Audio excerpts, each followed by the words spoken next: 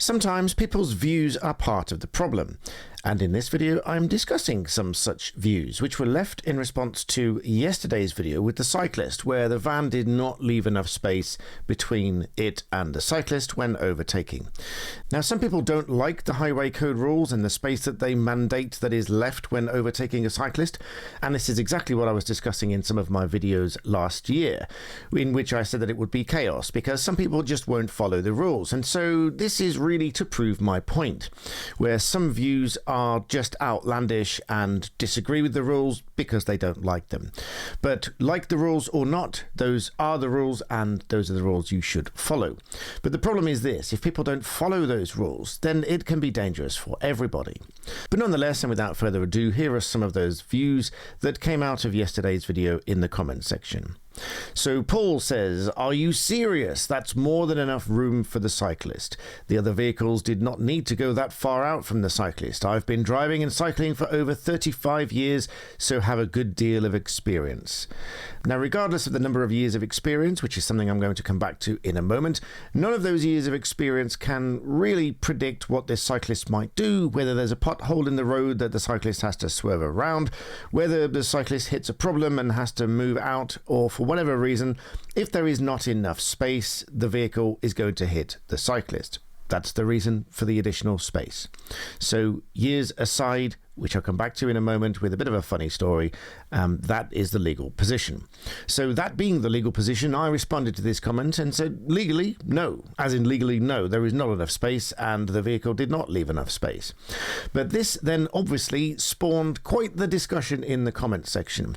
Most people agreeing with what I said and disagreeing with Paul here. Pumpy Monkey, for example, said, "Ever been knocked off, squeezed into a curb, cut off by a car turning left? You've got bigger man-bits than most of us," says Pumpy Monkey. Radman said, "Seemingly all your experience is bad." Now, I would seem to agree. 35 years, if all like this, would be 35 years of bad experience. Scott Vesey then says, "You need to reread the highway code." So does that driver.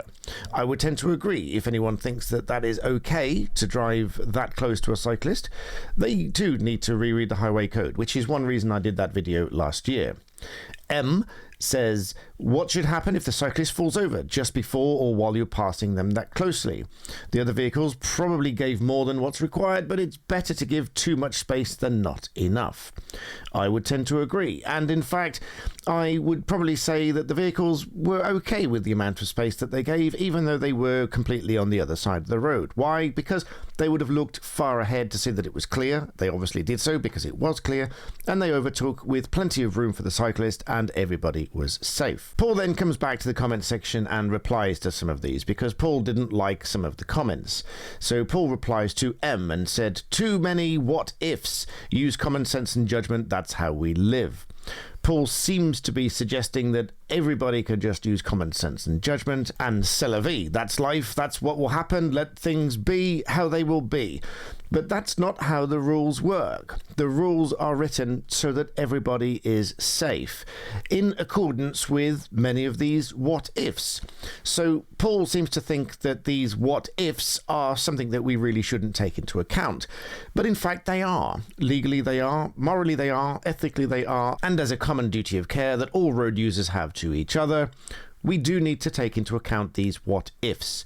What if this cyclist has to swerve out from the current riding position? What if the cyclist falls off? What if the van has to swerve for some other reason? All of these what-ifs will result in some kind of collision, quite possibly a fatal collision, if they occur and if there's not enough space between the vehicle and the cyclist. Now, some friends of mine are doctors and GPs and surgeons and so on, and the surgeons among them have said that when cyclists come in from collisions with vehicles, there is a very, very low survival rate. Because the impact causes such significant injuries, the cyclist will struggle to survive. So without making this video too graphic, this is a very serious type of collision for any kind of cyclist, and that's why, Paul, we do take into account these what-ifs. Paul then replies to somebody else and says, 35 years of both driving and cycling, not once had a problem, and I will not change my driving or cycling as I have plenty of experience. Well, in my view, if Paul is not prepared to drive within the rules, Paul should not be driving. And to add a story to this, coincidentally with the number of 35 years ago, somebody crashed into my father's vehicle whilst turning right at a mini roundabout. They all got out, and the man said to my father pretty much what Paul said here: I've been driving and turning right at this junction for 35 years at 8:30 in the morning. Today will be no different, so it's your fault. But of course it wasn't my father's fault. It was the fact that this man had done that for so many years and wasn't going to change his ways just because somebody else got in the way. So Paul here, with 35 years of experience and is unwilling to change driving or cycling to accommodate anybody else, is a danger to not just himself, but everybody else on the road. Paul then responds to me in the comment section and says, what are you on about legally? That space was enough. I disagree. As the barrister in this conversation, that was not legally enough space. It was barely half a metre, and the rules require at least 1.5 metres or more above speeds of 30 miles an hour. So I can tell you legally that was not enough space. So just to reiterate, even in slow moving traffic, 1.5 meters is the minimum required distance. And in anything other than slow moving traffic, it would be more than that. So respectfully, Paul, you are wrong. It legally was not enough space. Radman then replies to Paul referencing the highway code and says, watching the video, the cyclist was riding in the middle of his lane, as he's supposed to do. So 5 feet would have put the overtaker on the other side of the road, which he clearly was not. You might not change your driving style, but the highway code changed almost a year ago. Well, in fact, Radman's correct, but even more so because the highway code has said to give cyclists more space than this for a lot longer than that, not just a year ago, but the rules were indeed tightened about a year ago. Paul then replies to Radman, says, what are you on about? Why would the highway code make up nonsense like this? And how could you say 5 feet? When driving, one person might think 5 feet is 3 feet, etc. Also, why is a cyclist supposed to be riding in the middle of the lane? That's not safe, is it? Well, actually, riding in the middle of the lane is safer because it makes it more visible to anybody else. But the fundamental problem in Paul's comment here is what I call the sense of disapproval with the law, and why these sort of views, and coming to the subject title of my video, these sort of views are the real problem. Because when somebody doesn't like the law, they don't agree with the law, they think some of the law is nonsense and that they should be allowed to do these things whether the law says so or not. These are the real problems. Because, as I said a year ago or so, it's going to be chaos. If people don't read these rules, they don't like these rules, they won't comply with these rules, and then you've got half of the driving population complying with the rules, the other half not complying with the rules. Paul's view here, with respect, Paul, your views are part of the problem. Paul here clearly thinks the highway code rules are nonsense and doesn't want to agree with them and doesn't think that he should agree with them. This is precisely the problem. Paul then comes back to me again in the comments and says, yes, it was, as in yes, it legally was enough space. I don't want to keep repeating myself, so here it is for the last time. I passed my driving test in 1988 and have ridden bicycle since I was a child. In this time, I've gained massive amounts of valuable experience. I've never caused any incidents, which include cyclists on the roads, and being a keen rider myself, I respect those in vehicles and give way to them, not hog the middle of the road like what's been happening more and more recently. Well, more and more recently is because this is what the highway code says. It says that to ensure that people can see these cyclists. Paul goes on, the roads are not for cyclists to dictate what other road users can and can't do.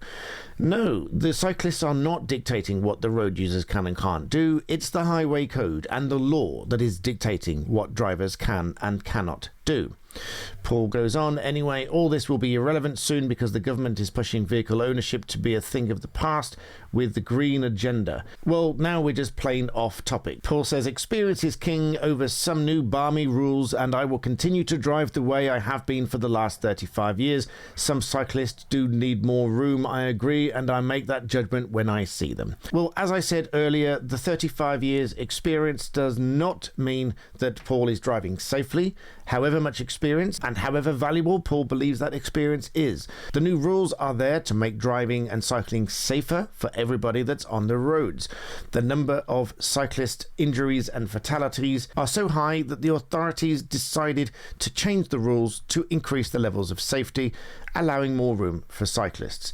So again, this is one of those views, and with great respect, Paul, you do need to change this view, because it's these views where people are driving irrespective of the rules and disregarding the rules, relying on years of experience, compounded by the fact that as they get older, their reactions will slow down, and irrespective of their experience, other people will be following these rules and expecting other road users to follow these rules.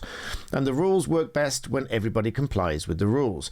So, as I said, like it or not, these views are part of the problem, and people need to be driving in accordance with the rules. So, as I've said previously, I think the conversation is valuable. I think the education is valuable, and you really do need to go and read these rules. I'll put a link to a copy of the official highway code in the description below. Choose this one rather than others, because there are some fake ones on the market. In the meantime, please do drive safely and ride safely, and with respect and courtesy to each other.